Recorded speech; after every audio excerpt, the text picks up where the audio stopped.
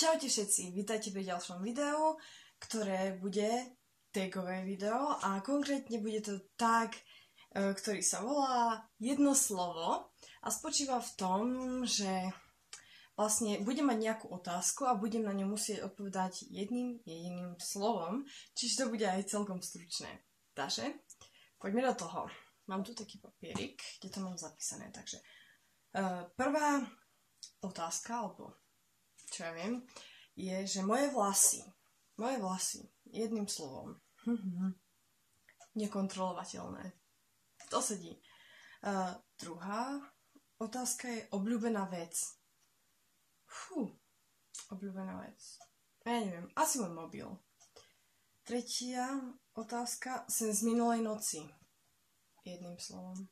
Streľba. Štvrtá vec, obľúbené pitie, čistá voda, teda voda. Piatá otázka je vysnívané auto, Audi R8, forever.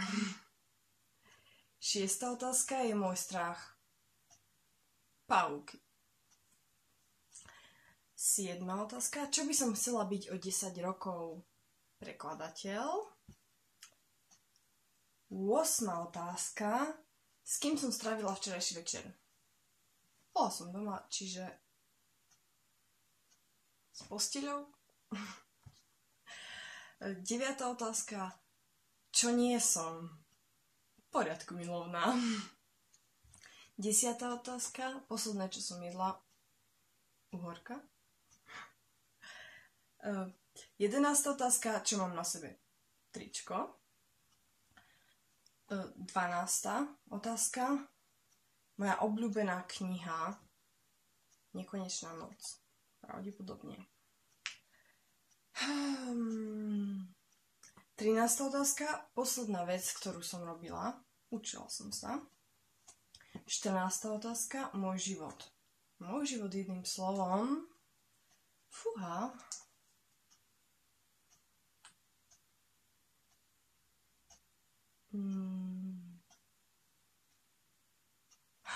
Vážne neviem. Možno šťastný. Asi áno.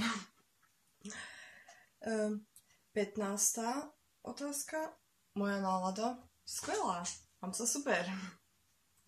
16. otázka. Moje leto. Dúfam, že bude perfektné. To je jediná vec. 17. otázka. Kedy som sa naposledy smiala? Teraz. 18.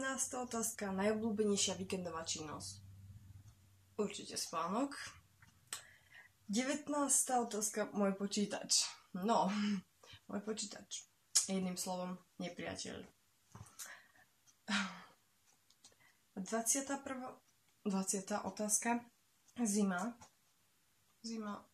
Nemám rada zimu, takže jedným slovom zima, chlad. A 21.